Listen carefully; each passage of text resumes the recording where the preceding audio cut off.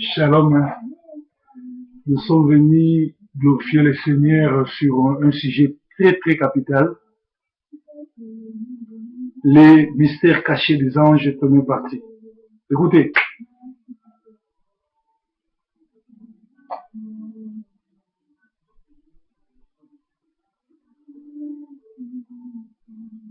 Hosanna, Hosanna, Hosanna. Ah. Hey. Allez, let's go. Les mystères des anges. Les anges sont des esprits au service de Dieu. Les anges ne sont pas au service des hommes, mais ils sont au service de Dieu. C'est Dieu qui les envoie. Alors, dans Matthieu 18, 10, on nous dit, les anges de ces petits voient la face de Dieu. Les anges de ces petits, qui est le petit?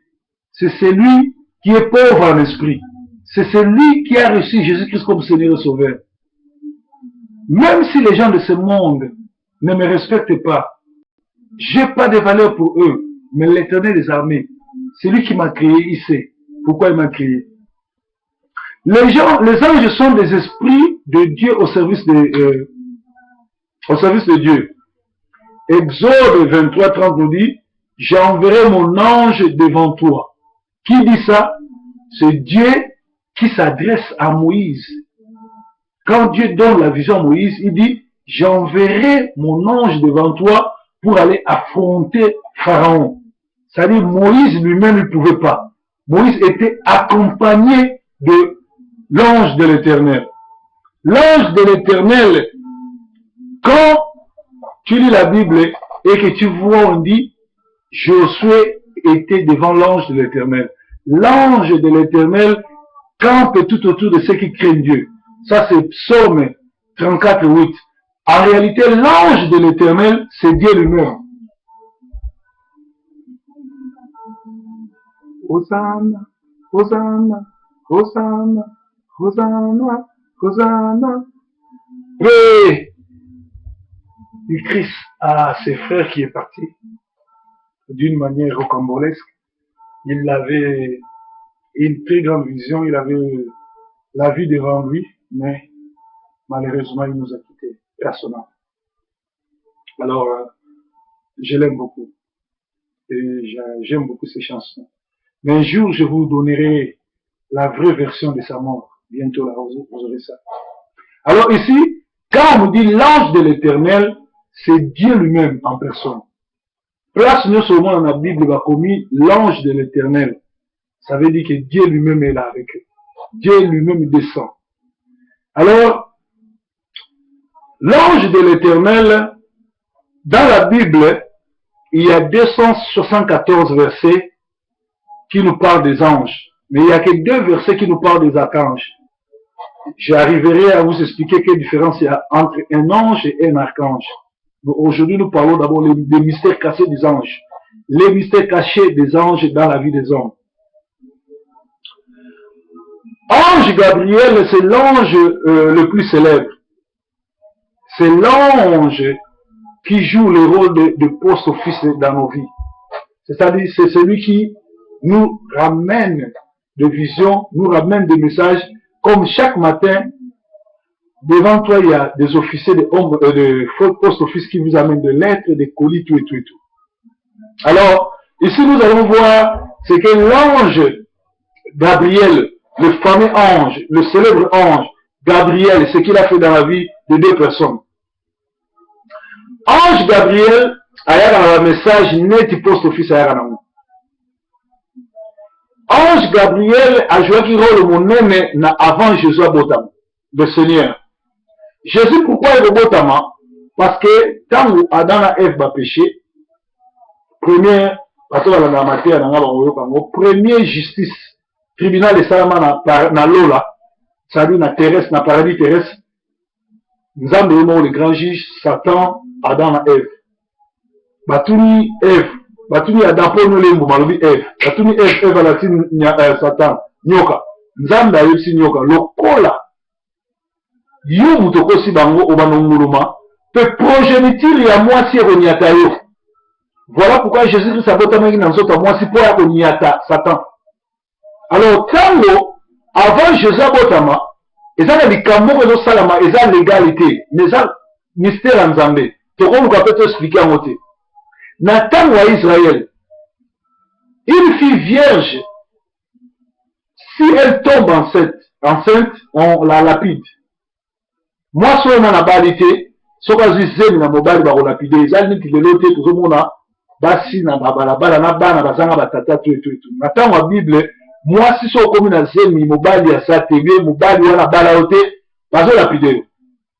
Alors ange Gabriel aye kokutana na Marie.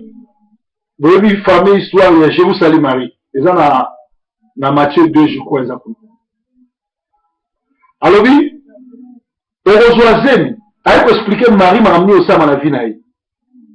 Marie a dit Orozoazemi neni ni ngana yebi mobilité parce qu'à l'époque Marie na Joseph bazali ba fiancé. Alors oui, mori mon Nzambe et ko couvrir yo. Pe okoma na zemi. Là la silisi ko expliquer le solo na Marie a comprendre le rôle na ye parce que Nzambe aza démocrate. Akoko ko sala loko mo te pa no so na expliquer ote. Là Marie andimi ake ko mona sko Joseph. Ali Joseph, Marie a comme na zemi. Zemi wana ezali Saint-Esprit mutoye a poser en haut. Alors quand Joseph a comme déjà dans ma position à dénoncer en haut. Ça veut dire que Joseph a dénoncé qui va crucifier lapider Marie et Joseph va étouffer naissance de Jésus. Alors ange a rangé na Joseph a yebisi ko bangate ndima zemi wana. Donc ange Gabriel a sali rôle moko il y a yebisa Marie qu'est-ce qui va se passer. Il y a au solona Joseph pour garder moi. Ça dit ange Gabriel a sauvé naissance à Jésus. Alléluia. Donc ange baza na misala ya Nzambe. Ba ange baza tout autour na biso. Mais biso toza ba konja ba ange. Alléluia. Parce que dans 1 Corinthiens,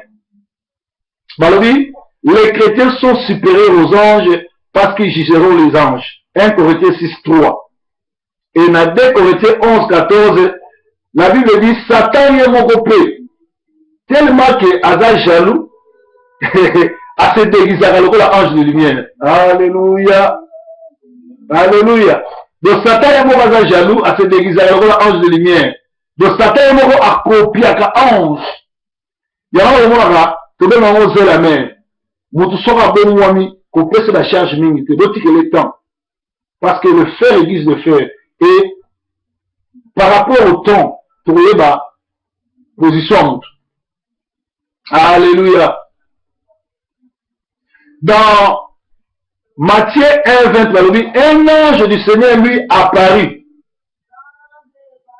Et dans Matthieu 13:39, les moissonneurs sont des anges de l'Éternel.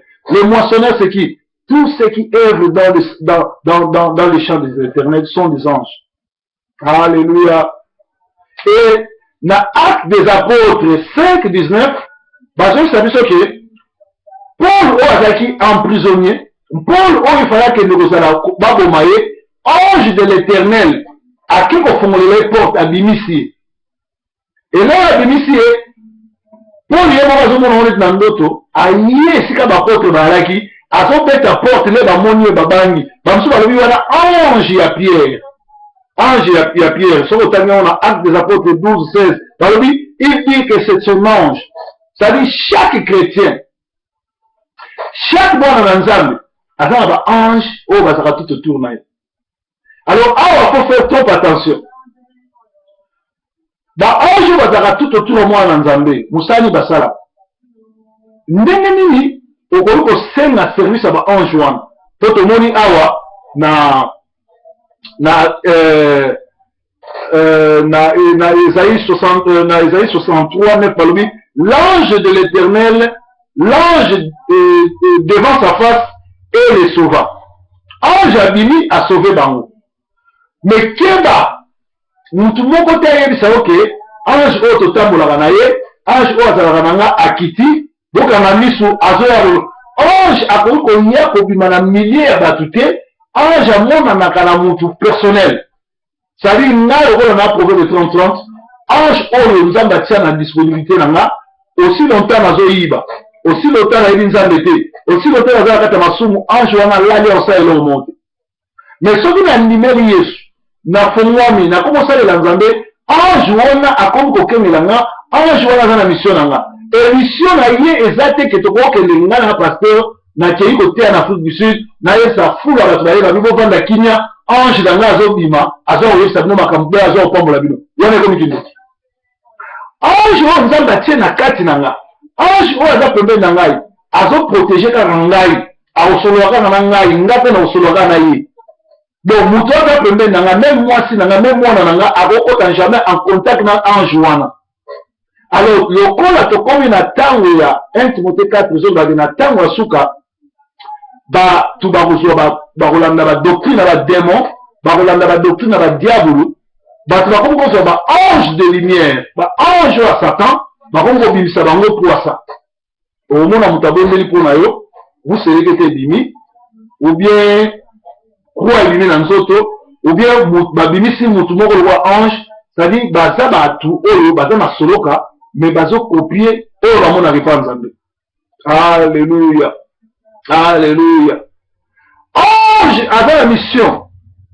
Ange avait pour nous aucun de ange avait pour azoba ordre pas nayo. Parce que comment ça n'a été que supérieur il y a ange. Il y a au juge ange. Parce que biso ange nzamba pe ce pouvoir ya okoma ba nzamba. Ange na nzamba be nayi mwana na été. Ange na nzamba be nayi camarade. Ange azali serviteur. Or biso avant to ya na se tozalaka na lola. Tozala spirituel, tozala na nzambe, Abraham azobota te, nzambe abimise libanda lobi tanga bana na yo bakozala koleka bandani nombre ya sanza. Donc biso toza bana oyo nzambe apesaki na Abraham. Alors mystère ya ange ezali très important parce que ange aza pona musala na yo, ange aza pona kobatela yo. Satan azalaka jaloux na biso po tobotola ye place. Nzambe abenga ye jamais mwana na ye, nzambe apesa ye jamais pouvoir ya kocréer bato. Mais yo nanga nzambe apesa biso pouvoir ya kocréer bato.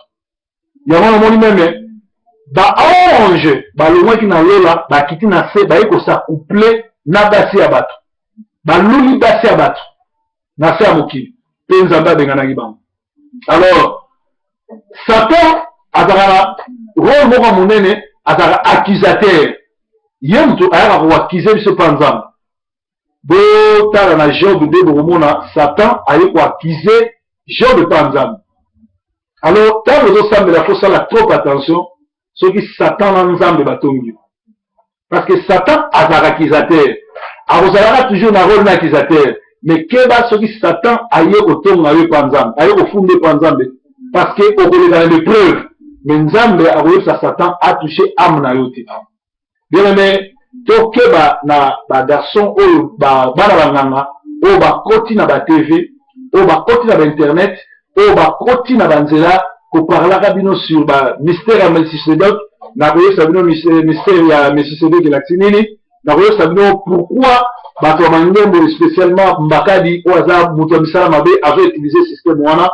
Je crois que 1, 2, 3, la première émission, il y a pas one, il y a émission sur le mystère des anges, et ça qui n'est qu'à moi, introduction, il y a on a que, bah, ange a solo bazali, mais biso ça supérieur na bango, bah, ange bazala serviteur na biso, mais bazana misala na biso, que nzambe mutatia ka bango pour na yo, te muto décider que, bah, ange baya. En réalité, Mosai na nzamba solo azala ba ange belé azapu na tina garde corps tango Jésus ba yo kanga na croix na Golgotha atuna ba wabi soki na kisi ba ange awa eza toute une multitude boko côté maté do mona na nzambe soko ya bi Yesu okomela ba ange ebelé bazokengela. Alors na kendana na point noir je crois na 2003 place nous avons là la papa moko nduki yo ça va bi papa yo le ba koza pasteur mais na butu na moni ba soldé belé yo na ko za soldé esa inate donc la popularité après nzambe yo fongolanga miso bi ezaka ninge tuzako mona colonel aye na quartier ba soda ba olinga place wana ndenge me ko mona nzambe soko yesikana ba